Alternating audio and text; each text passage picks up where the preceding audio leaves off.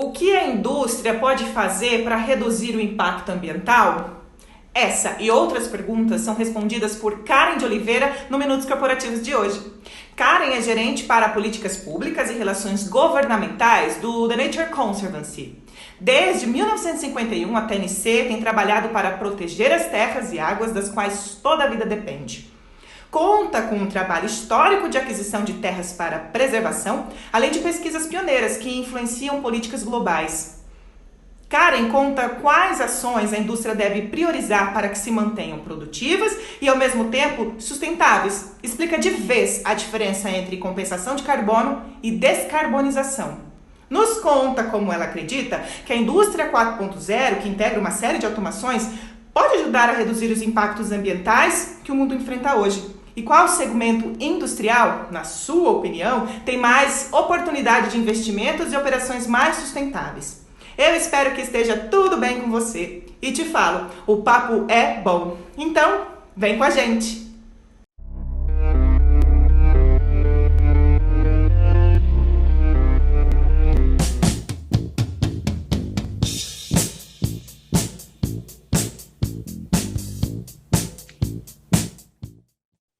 Karen, como você está? Muito bem-vinda e obrigada pela sua presença aqui no Minutos Corporativos FutureCom.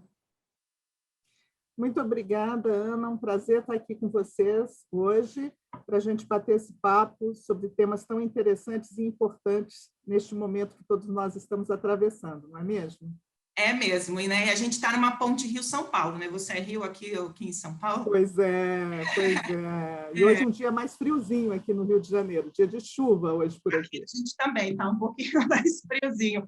Ô, Karen, e aí, para a gente começar, você é gerente para políticas públicas e relações governamentais do TNC Brasil. A sua experiência, a gente poderia ficar aqui falando só um minuto, só sobre tudo que você faz, né? Então, é possível você, rapidamente, poder falar um pouco sobre a sua trajetória? Obrigada, Ana. Eu sou geóloga. Eu me formei na geologia e eu fiz uma especialização inicialmente na geologia marinha, porque de criança eu era muito fã de Jacques Cousteau e tinha muito aquela ilusão de trabalhar para entender melhor o funcionamento dos nossos oceanos. E com essa experiência eu comecei a trabalhar com paleocologia no setor privado, no setor de óleo e gás, e foi uma experiência muito rica, onde eu aprendi muita coisa. E é interessante porque eu sempre trabalhei com os períodos mais recentes da geologia, porque a geologia é um pouco, né, você muitas vezes usa o presente como a chave do passado, a gente costuma dizer isso. E foi aí que o vetor, vamos dizer, humano, o vetor ambiental entrou na minha vida e eu acabei me dedicando à área de pesquisa na área de energia e depois na área de políticas públicas. E minha opção de carreira foi justamente trazer uma diversidade, trazer um leque maior de oportunidades, de maneira que eu pudesse transitar bem no setor privado, no setor público e junto à sociedade civil. Então, muito resumidamente, essa é a minha história e foi assim que eu cheguei onde eu estou hoje. Muito bem. Bem resumidamente, né? Porque muito bom. Ó, e a TNC tem trabalhado a conscientização dos protagonistas no âmbito de políticas públicas e relações governamentais. Como que é a atuação da TNC nessas importantes frentes? Então, deixa eu contar um pouquinho para vocês da nossa história. A TNC é The Nature Conservancy, para quem não conhece a sigla. Nós somos uma organização global de conservação e iniciamos nossas atividades, já vai aí uns bons anos, né? Muito focado na questão da proteção de áreas que de relevante interesse para a manutenção da biodiversidade, a resiliência da biodiversidade. Foi assim que a TNC começou a atuar e, a partir daí, obviamente, isso precisa estar interagindo, né, com a agricultura, com infraestrutura, com a própria gestão do território, as pessoas que vivem nesse território, e foi aí que a gente chegou hoje no nosso perfil de atuação em mais de 70 países e trabalhando com os mais diferentes públicos, né? Para isso, a gente tem alguns valores que são intrínsecos a todas as nossas atividades. A TNC é uma organização não confrontacional, é uma organização que se baseia em ciências, fortemente baseada em ciências. Só para vocês terem uma ideia, nós somos mais de 3.000 colaboradores no mundo todo, e metade desses colaboradores são cientistas que dedicam as suas horas a encontrar melhores soluções para resolver problemas na natureza, quer seja nos oceanos, quer seja no uso da terra, quer seja na redução das mudanças climáticas. Esse é o nosso perfil organizacional. Aqui no Brasil, a gente acredita que é fundamental, né, não só aqui no Brasil, esse faz parte do nosso perfil, mas aqui no Brasil, nas nossas atividades, nós buscamos fortalecer um trabalho coletivo, né? Esse é um dos primeiros pontos que nós sempre ressaltamos, né? Ninguém faz nada sozinho, né? Então, os problemas ambientais, eles são complexos, as soluções são complexas, necessita de conhecimento, de inovação, de tecnologia, de recursos. Então, é fundamental você trabalhar em plataformas onde você tenha, né, diferentes atores, sejam eles governo, nas suas diferentes esferas, seja o setor privado, seja a sociedade civil, seja a comunidade científica e também as instituições financeiras. Então, na hora que a gente consegue trazer esses diferentes atores, né, para um objetivo comum, né, de solucionar, de enfrentar, de desenhar melhores soluções, né, para resultados de conservação, a gente consegue fazer a transformação que é tão necessária. Então, é assim que a TNC vem trabalhando e buscando fazer a diferença aí, junto a outras várias organizações na sociedade civil, trabalhando com o setor privado e os governos. Muito bem. Você falou em 3.000 pelo mundo, assim, dá para dizer... Exatamente, globalmente falando. Isso. E aqui no Brasil, tem um número? Aqui no Brasil, nós atualmente somos quase 200 colaboradores, Bom, a diversidade é grande, né? Temos nosso pessoal das ciências mesmo, e aí dentro da nossa equipe de ciências, aí temos aquela variação, o pessoal que é mais de geoprocessamento, o pessoal da biologia, o pessoal da economia, então é uma equipe multidisciplinar. Trabalhamos também com uma estratégia forte para a manutenção da segurança hídrica e da segurança alimentar. Então, temos profissionais do setor do agronegócios, temos profissionais relacionados à agricultura, e também temos um forte trabalho com povos indígenas e comunidades tradicionais, e aí com um perfil bem voltado, né, para as questões sociais que são necessárias. Então, é essa equipe, essa riqueza, né, multidisciplinar que permite realmente você ir construindo soluções. Ah, que legal, bacana. E aí a gente vai falar da questão das indústrias. Quais ações a indústria deve priorizar para que se mantenham produtivas e, ao mesmo tempo, sustentáveis? Olha, Ana, é muito importante olhar o ciclo de vida como um todo, né? Mais do que nunca, internalizar a questão ambiental no seu modelo de produção é chave para manter essa sustentabilidade, que, na verdade, a gente pode traduzi-la em várias dimensões, né? Você tem uma dimensão econômica, propriamente dita, do seu negócio, mas você tem a dimensão ambiental, social, cultural, institucional, que é o somatório dessas diferentes dimensões, né, que correspondem ao próprio ciclo de vida do seu negócio, do seu produto, que fazem a diferença. E, para isso acontecer bem, é muito importante estar sempre investindo em novas tecnologias, em conhecimento, né, em mecanismos financeiros inteligentes que também tragam, né, essa maior sustentabilidade, em boas práticas tanto no seu processo de gestão, mas também boas práticas na construção do seu produto, né? Quer você seja da agricultura, quer você seja da indústria, enfim, você ter essa noção de que o tempo inteiro, ao estar investindo em boas práticas, você melhora a sua gestão, a sua produtividade, o seu resultado. E soma-se a isso também um ponto fundamental, que é o processo de inclusão, o processo de respeito aos outros, principalmente quando você vai, né, implementar o seu negócio na ponta. Então, se você é uma grande obra de infraestrutura, como é que eu dialogo com o território onde eu estou, né? Como é que eu gero desenvolvimento local a partir do meu negócio, né? Então, isso é um processo também de inclusão, de escuta, né, a aquelas pessoas que estão na ponta e muitas vezes até impactadas pelo seu negócio. Então, a gente acredita que é esse processo, né, que faz a diferença e que permite as empresas, por um lado, terem um aumento de produtividade, mas, por outro, apresentarem resultados de conservação, podendo ter um bom relacionamento com os povos e comunidades locais e, ao mesmo tempo, mantendo também, contribuindo para as florestas ficarem em pé, né? Florestas em pé, que são tão importantes quando a gente dialoga dentro desses processos de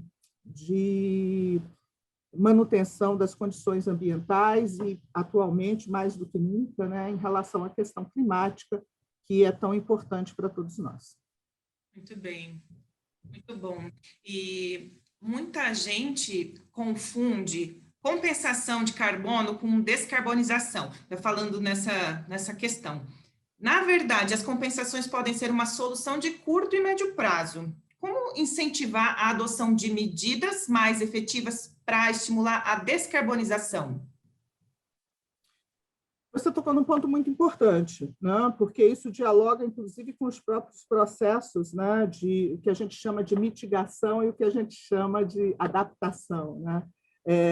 A mitigação do impacto gerado pela mudança climática, ela tem muito a ver com os processos de compensação, onde você pode usar soluções baseadas na natureza, por exemplo, para recuperar, para compensar aquilo que você perdeu, né? E aí você pode fazer um bom processo de restauração florestal, inclusive um processo de restauração florestal produtivo, né? Usando a bioeconomia como uma das ferramentas dentro desse processo. Você pode trabalhar simplesmente a manutenção da floresta, né, quer seja transformando ela em áreas protegidas, e aí gerando uso público dessas florestas, quer seja também incentivando processos da bioeconomia, mas sempre relacionados a soluções baseadas na natureza.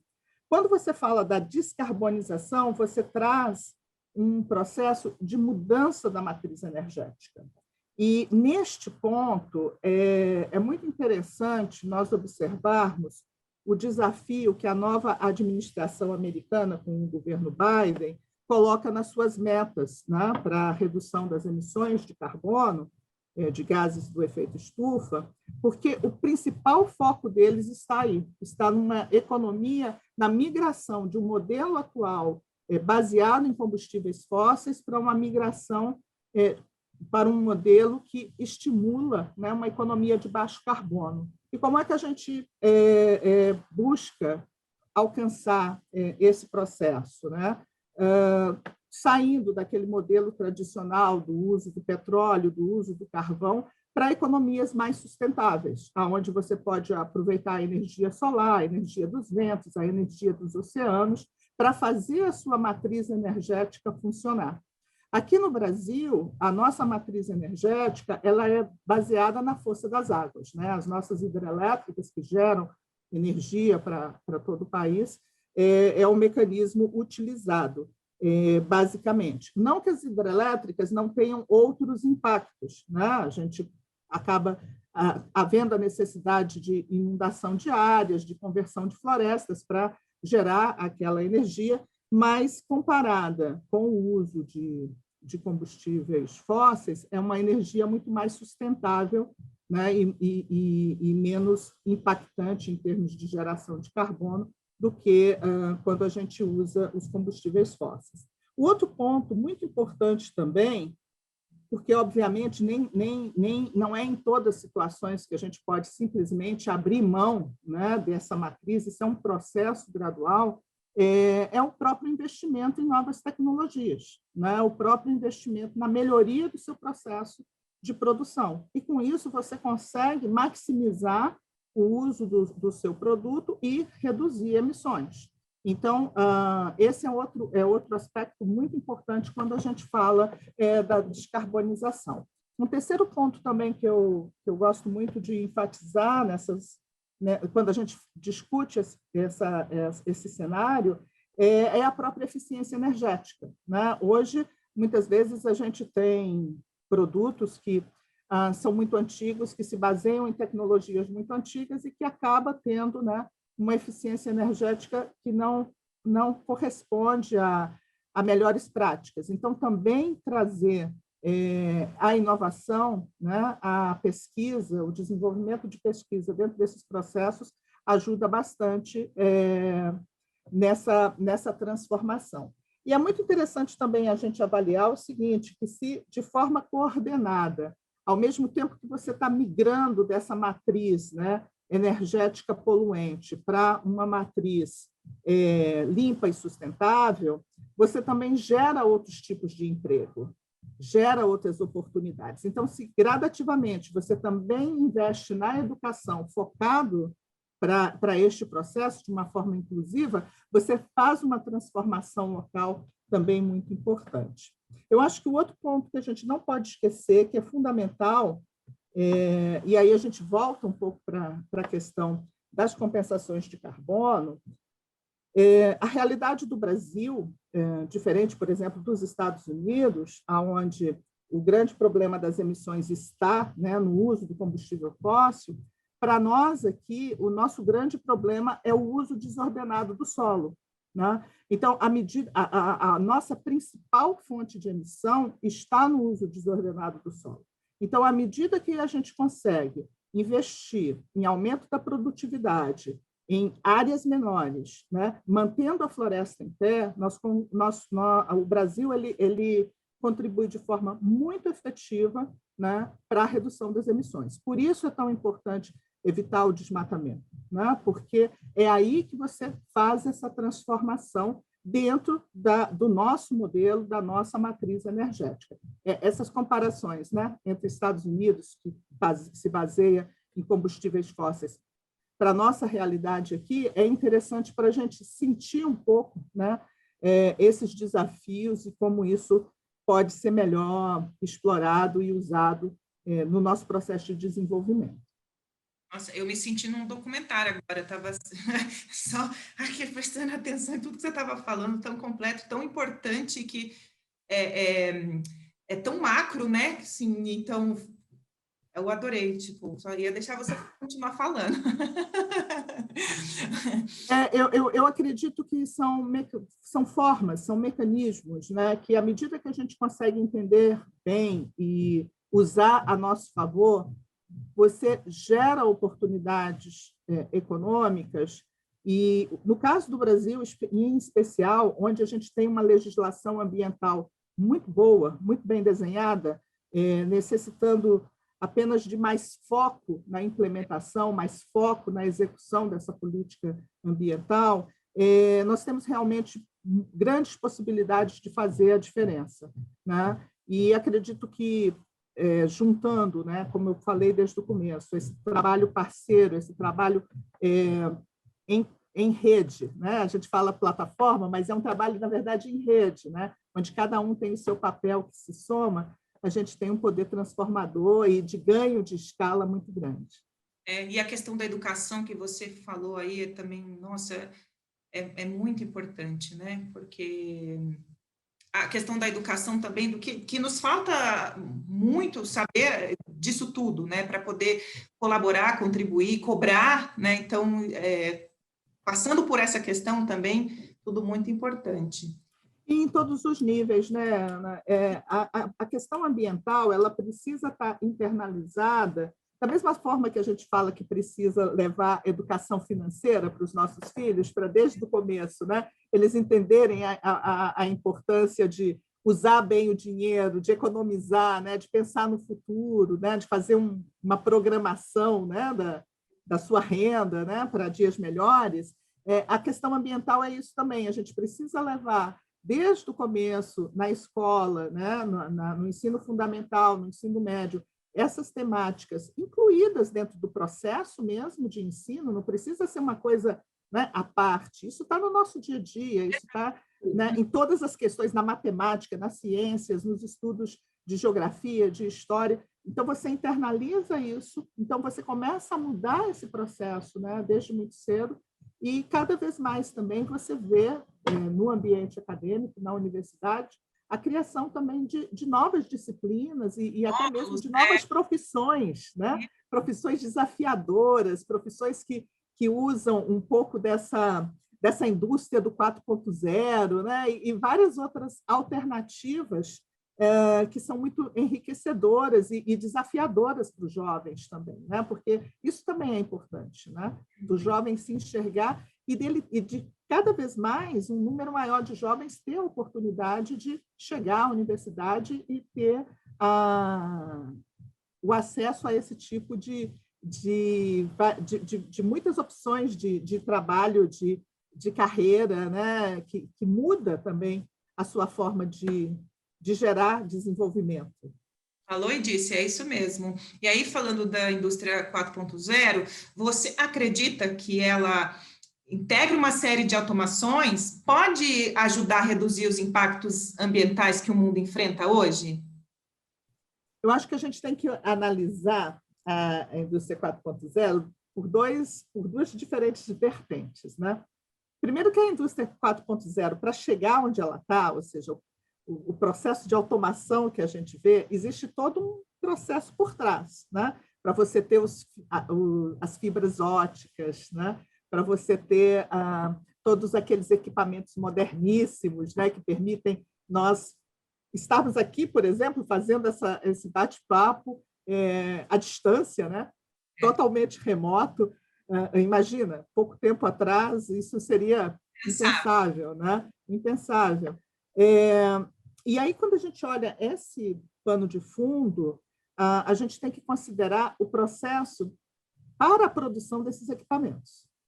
Então, você precisa da mineração para poder chegar a uma fibra ótica.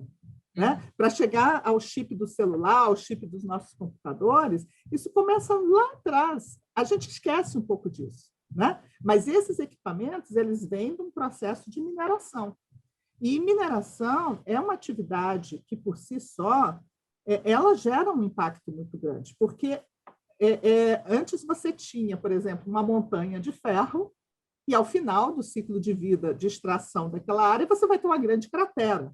Né? Essa é a verdade, porque você retirou dali todos os bens que você queria, né, para gerar N tipos de equipamento, para gerar aço, para gerar muitas coisas. Então, essa fase inicial, esse ciclo de vida inicial, ele tem que ser sustentável também. Porque nós sabemos, nós fazemos a opção de tirar o minério, de usar o minério, mas nós temos que ter a consciência de, após retirar o minério, aquela área deve ser recuperada e deve ser integrada novamente ao processo de produção. De maneira, você pode transformar aquilo numa floresta, depois de extrair todo o minério, você pode trabalhar a biotecnologia ali em cima, você pode transformar áreas, por exemplo, para a produção de peixes ou outras coisas associadas. Então, esse ciclo de vida inicial, ele precisa ser sustentável também, né? Para que na totalidade, todo o processo seja sustentável naquelas dimensões todas que a gente falou, né? no início da nossa conversa, ou seja, tanto na dimensão econômica, né? Institucional, social, mas também na dimensão ambiental. E para ser sustentável na dimensão ambiental, você tem que começar no início do seu processo, né? Essa percepção e essas ações concretas de sustentabilidade. Dito isso, sem dúvida nenhuma, esse novo, que já não é mais tão novo, né? Daqui a pouco a gente já vai estar falando da 5, da 6, sei lá, mas, sem dúvida nenhuma, ele encurta distâncias, né? Eu acho que isso é um ponto super importante. Ele reduz custos de produção, né? É outro ponto super importante, estimula a inovação, a pesquisa e o desenvolvimento, né, para poder funcionar. E, ao estimular isso, existe toda uma cadeia relacionada a isso também, que acaba sendo estimulada. Né? Ele traz uma possibilidade, né, ao reduzir distâncias, né, de integração, de uma visão integrada do próprio território, seja ele numa esfera, se a gente pensa assim, enquanto Estado, enquanto país, mas até mesmo globalmente, né? Você trabalha, tem a oportunidade de trabalhar de forma mais integrada, melhorando muito o seu planejamento e, consequentemente, os resultados que você pode alcançar. Então, sem dúvida nenhuma, se você inclui, né? Se você internaliza as questões ambientais e sociais dentro do seu processo de desenvolvimento, desde o início do seu ciclo de vida, sem dúvida nenhuma, é uma nova fase, né, da indústria que traz aí muitas oportunidades, muitos desafios, e pode ser a diferença que a gente precisa dentro desse contexto de mudanças climáticas e de perda de biodiversidade que cada vez é mais presente no nosso dia a dia. Muito bom, é isso mesmo. E aí, Karen, como que funciona o mercado voluntário de carbono? E qual que é a expectativa de crescimento nos próximos 10 anos? Então, o mercado voluntário de carbono, ele agora está como, né, eu acho que, se a gente fosse dizer, né, mais do que nunca, a vedete da vez, por ser identificado como uma das possíveis soluções, né, de incremento daquilo que a gente estava conversando em termos de mitigação dos processos de emissão. A ideia do mercado ela é muito simples, né? Eu emito muito, vamos supor, eu sou poluente, eu emito muito gases do efeito estufa. Você emite pouco e você tem uma grande floresta e você quer manter a sua floresta. Então, o que eu faço? Eu pago a você para você manter a floresta e, com isso, aquilo que eu emiti a mais foi compensado com a sua floresta. Entendeu? É essa a ideia. Então, o mercado voluntário de carbono ele permite que as empresas, né, que o setor privado, por isso que é voluntário, né, usem mecanismos financeiros de compra e venda do carbono, mantendo florestas, oferecendo serviços. É porque a gente muitas vezes olha para a floresta e só vê a beleza da paisagem, né? Mas a gente tem que pensar a floresta como se fosse um centro de produção, porque ela nos oferece inúmeros serviços ambientais, serviços ecossistêmicos, que servem para manter o volume de água que a gente precisa nos nossos rios, para funcionar as nossas hidrelétricas, por exemplo, para ter os estoques de peixe, para nos ajudar no saneamento, por exemplo, né?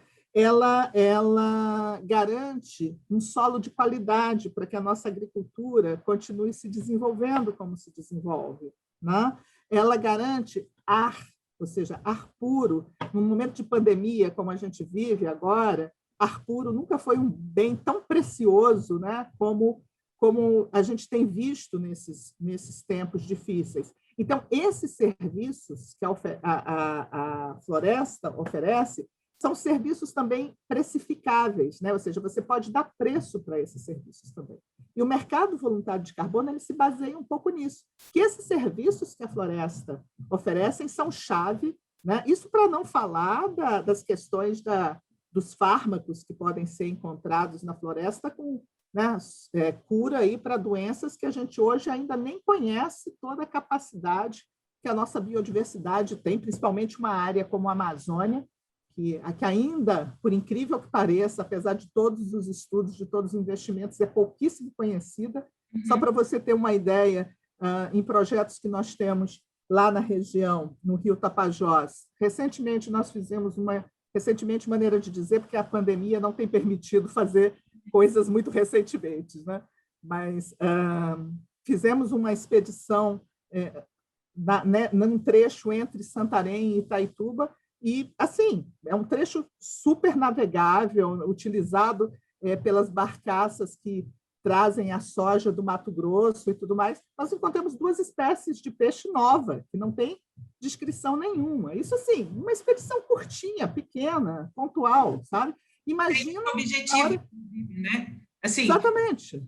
Imagina na hora que você mergulha nesse universo. É uma infinidade de serviços mesmo que uma região como a região amazônica pode oferecer.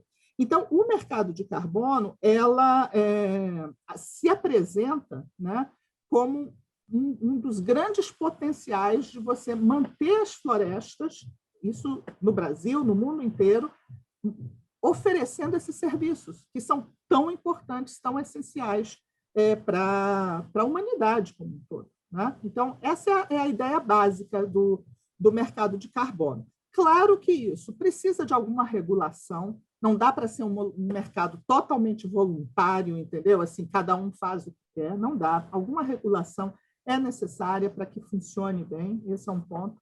O outro ponto também é o que a gente chama da qualidade desse carbono, né? Porque não é qualquer coisa também, eu botei lá uma plantação de eucalipto e resolveu. Não, você tem que ter uma diversidade biológica na sua floresta, né? Você tem que ter garantido esses serviços ecossistêmicos que a floresta oferece para que aquele carbono que ela aprisiona tenha qualidade. Então, isso também é importante. E a outra questão, quando a gente também fala do mercado de carbono, é a questão do preço. Né? Porque, de uma maneira geral, se você mantiver apenas as relações de compra e venda, você acaba tendo uma tonelada equivalente do carbono muito barata, sabe? Porque aí passa a ser uma questão de oferta, né? Oferta e demanda. Eu tenho muito para ofertar, meu preço está baixo. Se diminuir a minha oferta, meu preço sobe.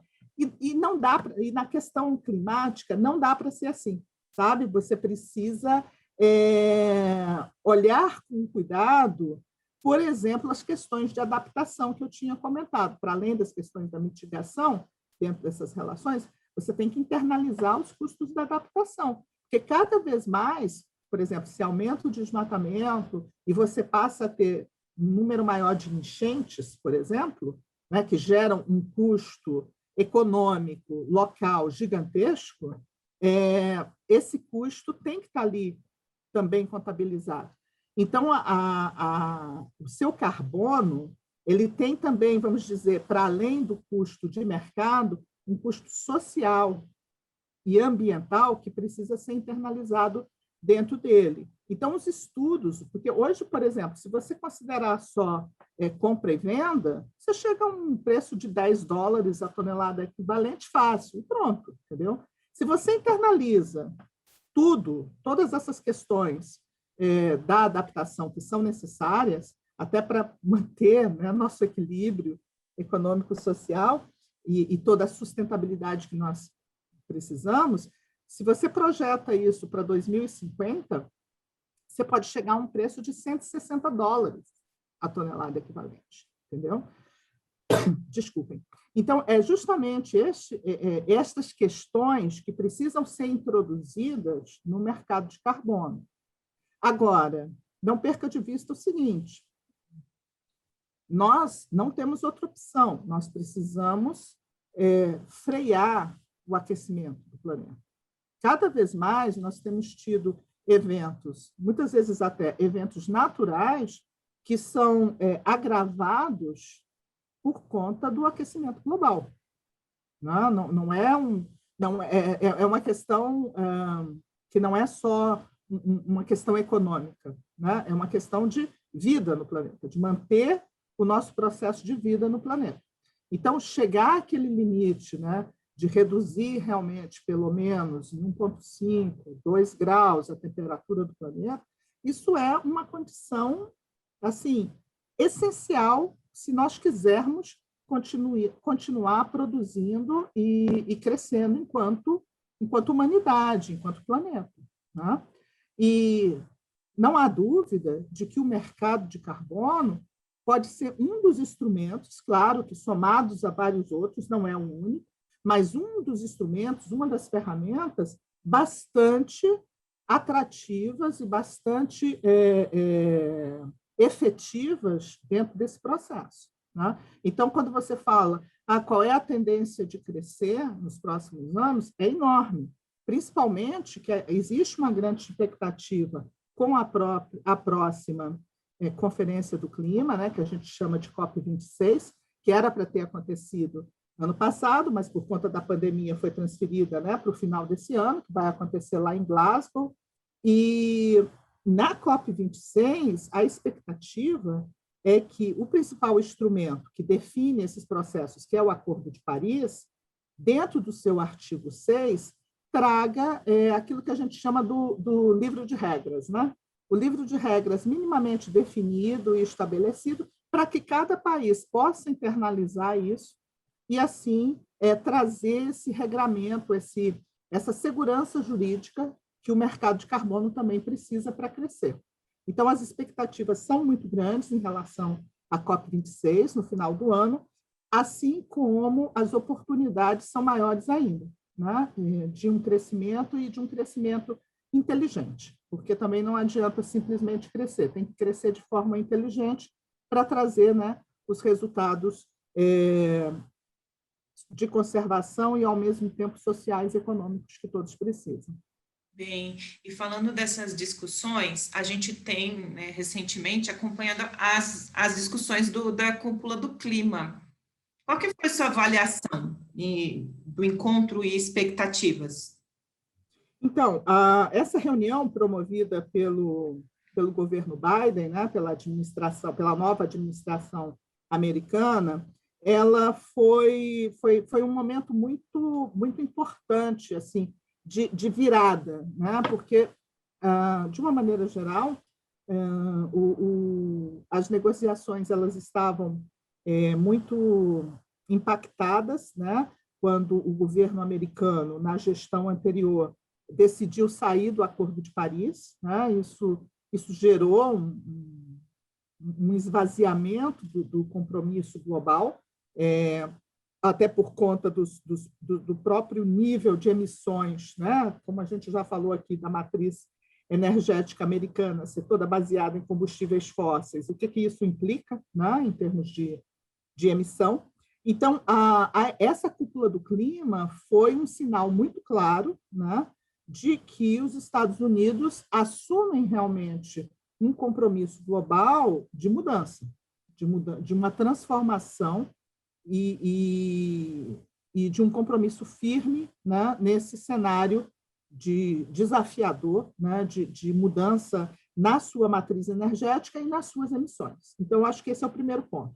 O outro ponto muito importante que a gente tem que considerar é a provocação que foi feita, né? Essa provocação, inclusive, começou no final do ano passado, quando o governo britânico já, vamos dizer assim, aquecendo, né, para a COP26, também fez uma primeira chamada para que os países apresentassem metas mais ambiciosas, né, de suas o que a gente chama de NDC, né, que são as emissões de cada país, né? E esse chamamento foi já uma primeira provocação para que cada país fosse um pouco mais ambicioso no sentido de contribuir para as reduções globais. E com a cúpula promovida pela administração Biden, isso foi mais fortalecido ainda. Então, essa provocação fez com que vários países, né, durante a cúpula, apresentassem metas mais ambiciosas e reafirmassem seu compromisso com o Acordo de Paris, né? Então, acho que esse é um ponto muito positivo e muito importante. O Brasil, apesar dele ter anunciado metas um pouco mais, vamos dizer, um pouco mais otimistas frente, né, ao posicionamento que vinha adotando até então, infelizmente, ainda tem um cenário, ainda projeta um cenário que não é suficiente, né, para a redução das emissões que são necessárias, né, para alcançar esse número total, mas esse é um processo de negociação e a gente acredita que existe todo um ambiente favorável para que o Brasil abrace também esse desafio né, de reduzir as suas emissões e de contribuir dentro desse compromisso global para enfrentamento das mudanças climáticas. Ótimo, Karen. E a gente falando no segmento da indústria, novamente, na sua opinião, quem tem mais oportunidade de investimento em operações mais sustentáveis? Qual segmento da indústria seria? Para ser sincera, Ana, eu acho que todos os segmentos têm as suas oportunidades. É só querer aproveitar, né? Eu vejo que o setor do agronegócio tem investido muito em melhores práticas, numa agricultura regenerativa, numa agricultura que também aproveita a fixação do carbono do solo, que é outro mecanismo também dentro do mercado voluntário de carbono que pode ser explorado para gerar bons resultados. Então, sem dúvida nenhuma, eu acho que o agronegócio tem aí um papel importante, né, e cada vez mais marcante dentro desse cenário. Eu vejo que o setor de geração de energia tem tido avanços fantásticos no Brasil, né, com aumento de parques eólicos, com aumento de parques solares, ou seja, energia sustentável, energia limpa, energia que também incentiva toda a sustentabilidade de uma cadeia de produção. Então, é outro setor também que deve ser destacado, né? O próprio setor de combustíveis, no Brasil, a gente tem o programa de álcool, que gera uma diferença também muito grande, né? O nosso combustível ele tem, né, por lei, né, um percentual de álcool, ou seja, de combustível, de biocombustível dentro dos seus componentes. Então, também é uma cadeia que investiu em tecnologia, que continua investindo, e é aí que a gente faz, né, a diferença. Eu vejo também que, de uma maneira geral, as empresas, por exemplo, desde das empresas do ramo alimentício, como as próprias montadoras de automóveis e tudo mais, vêm apresentando, né, dentro das suas práticas de ESG, uma preocupação cada vez maior, né, com a sustentabilidade, inclusive na manutenção dos estoques, manutenção da segurança hídrica, né, investindo muitas vezes em restauração. Nós mesmos temos vários projetos de restauração onde as empresas têm essa preocupação, né, de investir na segurança hídrica, nos mananciais de água, nas nascentes de água, mantendo a cobertura vegetal. Isso significa também melhoria de processo, né, ou seja, na hora que ela otimiza esse uso da água. Eu vejo também que a restauração florestal ela passou a ser também um negócio em si, né? Então, mesmo as indústrias de papel e celulose, né, cada vez mais também buscam ser mais sustentáveis, né? E sempre vamos dizer assim, nesse binômio, né? Eu tenho sustentabilidade porque eu estou investindo em inovação, em tecnologia, em boas práticas, né? Então as coisas vão se retroalimentando. Então, eu acho que hoje esse é o desafio de todos os setores produtivos, sabe? De produzir mais, porém, considerando, né, a sustentabilidade ambiental e social dentro das suas práticas, e com isso gerando outras oportunidades, né?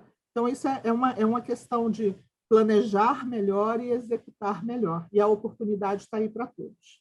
Quem quer faz, né, Karen? Exatamente. Exatamente. Ô, Karen, é possível salvar a economia sem investimentos na preservação da natureza? De que forma que a epidemia evidenciou esse ponto? Bom, eu acho que a epidemia ela trouxe para nós, na verdade, ela ressaltou, né, ela evidenciou um processo de práticas não sustentáveis, né? Quando a gente usa mal aquilo que a gente tem, e isso não precisa pensar numa escala global, não. A gente pode pensar até dentro de casa, né? Se a gente usa mal o nosso salário no fim do mês, vai ter problema, né? Se a gente usa mal aquilo que a gente constrói, né, a gente acaba tendo problemas. E a pandemia é um pouco isso, né? As pessoas, dentro de um processo, dentro de um modelo, acabaram esquecendo que a natureza também cobra o seu preço, né? Então, quando a gente ataca as nossas florestas, né, fazendo um desmatamento ilegal, desenfreado, você simplesmente abre novas oportunidades de novas pandemias. Não tenham dúvida que a manutenção dos índices atuais de desmatamento no Brasil ou mesmo globalmente é simplesmente a porta de entrada de novas pandemias, porque a floresta, a diversidade biológica, ela mantém um escudo de proteção para nós, né? A gente está falando aqui da Covid, mas basta ver o próprio problema da malária. Vamos antes, assim, pensar de outras coisas. Na hora que você derrubou muita floresta, veja o número de casos de malária que a gente tem. Na hora que a gente gerou um desequilíbrio aonde na nossa fauna, onde o número de insetos se propagaram, né, porque perdeu o seu predador, olha o número de casos de dengue, de chikungunya, né, e outras doenças associadas. E isso está relacionado com o mau uso da natureza, com o mau uso das nossas florestas, com o mau uso da nossa biodiversidade. Então, não existe como nós mantermos um processo de produção crescente usando mal a natureza.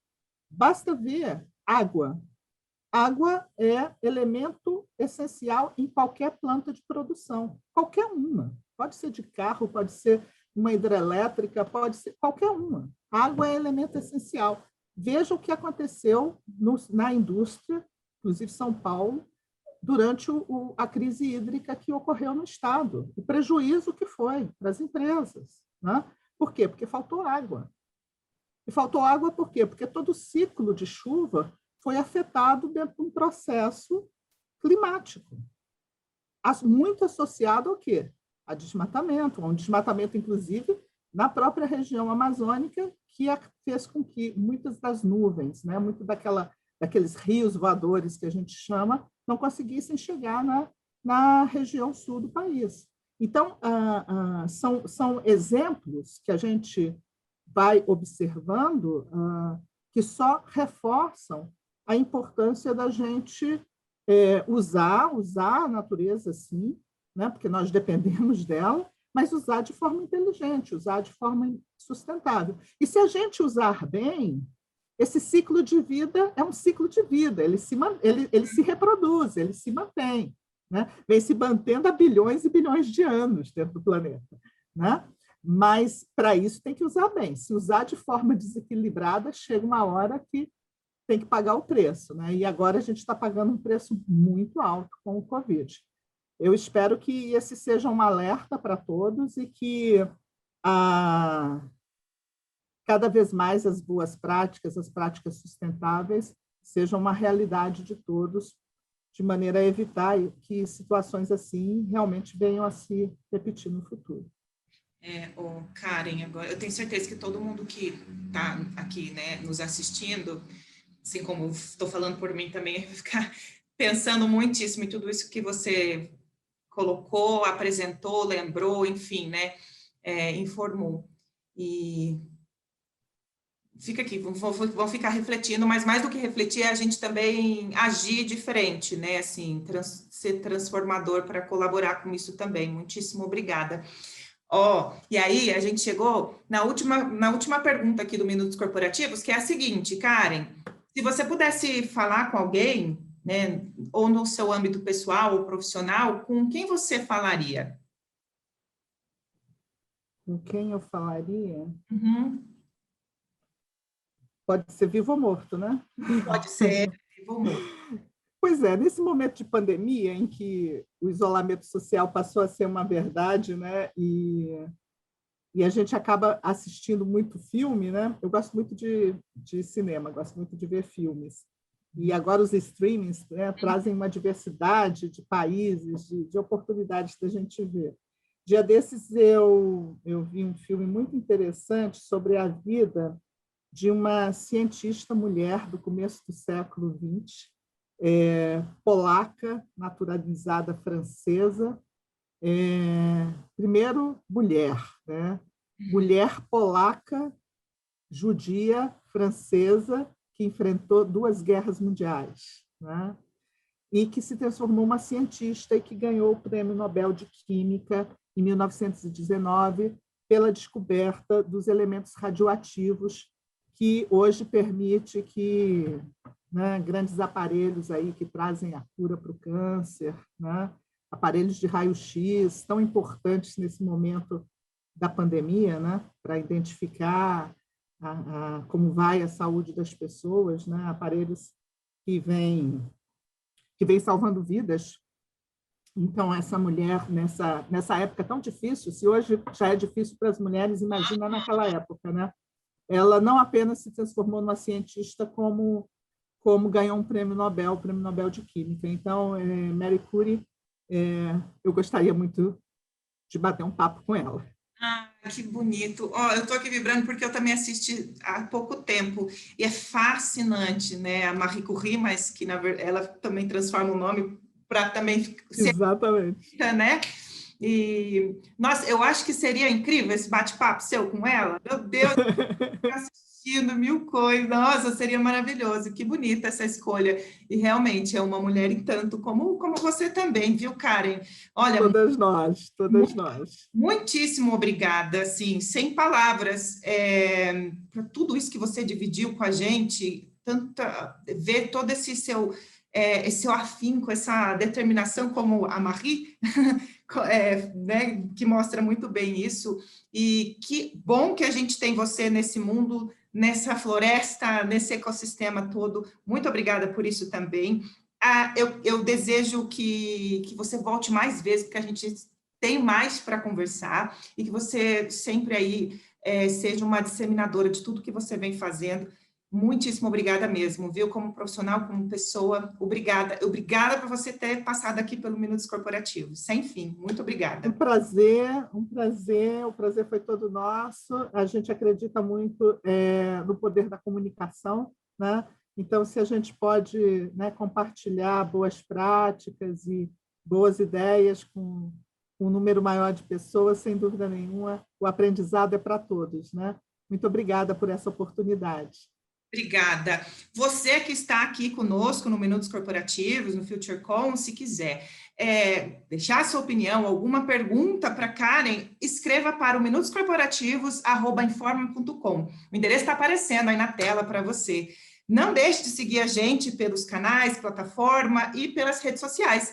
E muitíssimo obrigada, portanto. Então, até breve. Tchau, pessoal. Até breve.